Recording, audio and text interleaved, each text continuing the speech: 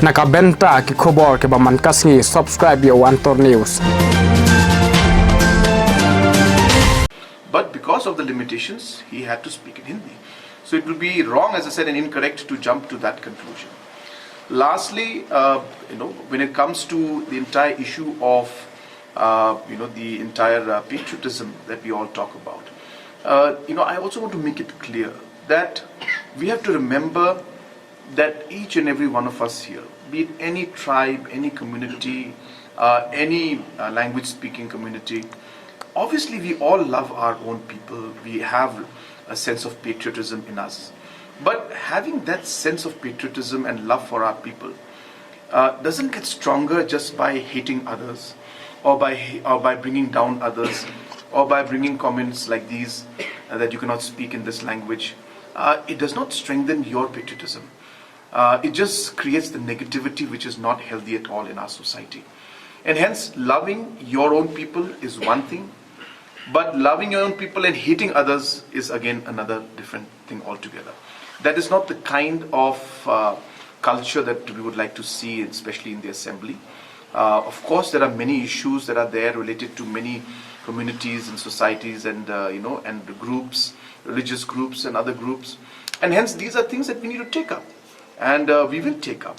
Whether it's a language issue, we've taken up in terms of its resolution, which was never done in the past, but it is the past government that passed the resolution, and we're continuously following it up at every level.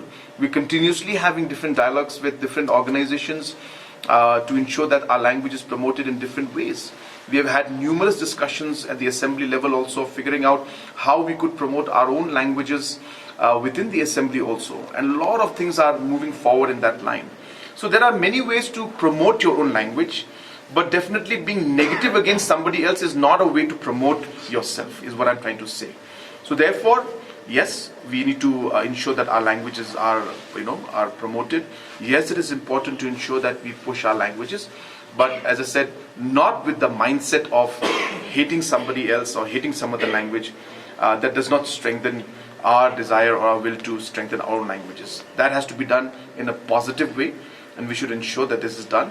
And this kind of behavior that we saw this time in front of especially the governor, is something that the entire country will see, and and throughout the country people will watch this, and it's a very embarrassing situation for us, and it's not healthy at all. It doesn't send a good reflection of our members and the way our house is run. So I would urge the members to not engage in such kind of scenes and create this kind of situations. There are many other ways in which we can raise the concerns, and there are many other situations in which we can raise the concerns, and honorable members should do that. You see, first thing is that we have had occasions in the past also where the governor has not addressed the house in English, and in all the past situations, the primary reason has been because of the limitations that the respected governor had in terms of fluency with a particular language, and not being able to speak or read a particular other language. And that is normal because our country is a very diverse country, and governors are sometimes from states which are more Hindi speaking, and as per the governor's capacity at that point in time, the past governors have also requested that they be allowed to speak in a language or read in the language that they're comfortable with, and that is the reason why the honorable governor, because of his limitations with English, had requested and that he be allowed to read in Hindi, and the English version of the entire governor's address was placed in the house for the members to refer to and to read. That's number one. So it's not that it's not happened in the past. Number one, it has happened.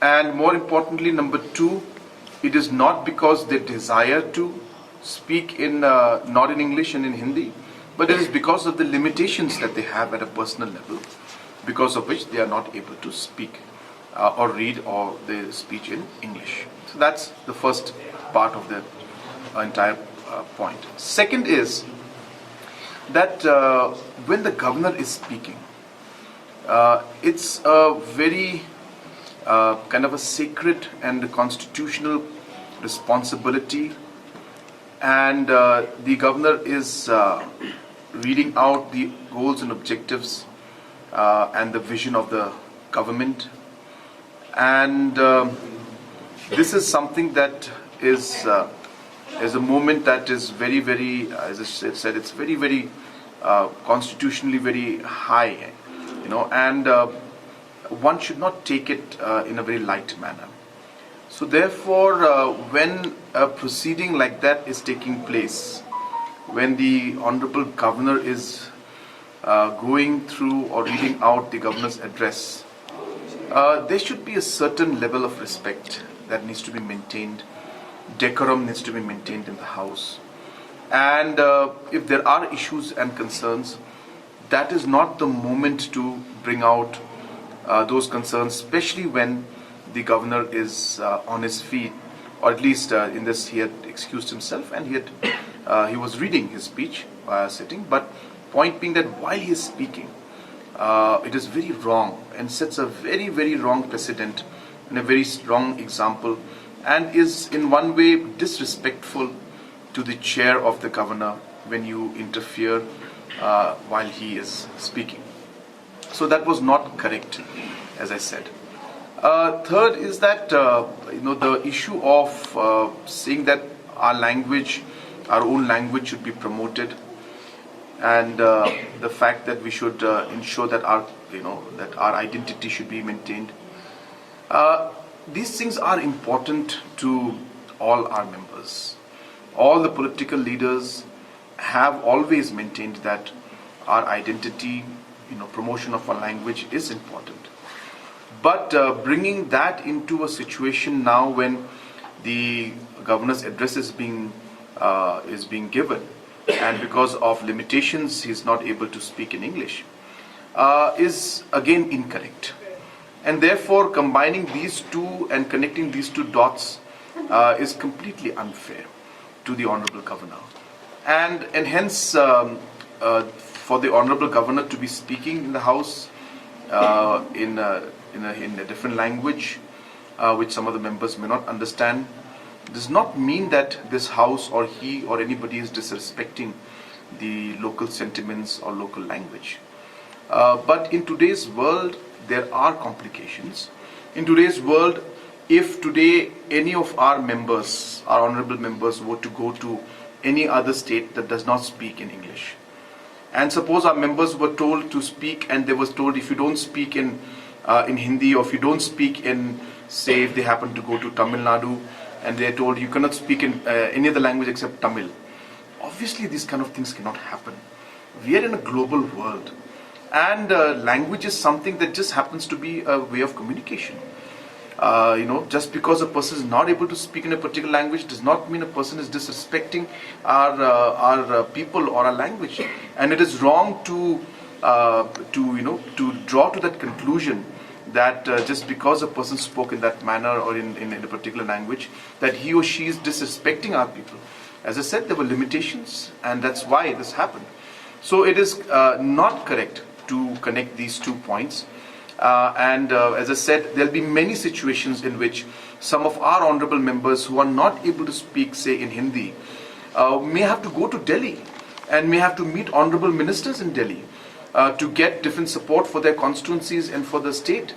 Now, if you go there and then suddenly the minister says, if you don't speak in Hindi to me, I will not listen to you, you cannot enter my room. That's not the way things work. We have to realize, we have to be mature about the entire thing. And as I said, this is a global scenario, a national scenario. As I said, just because a person is not able to speak a particular language does not lead to the conclusion that they are disrespecting. So hence one has to understand that there are these limitations, and obviously we need to work with these limitations.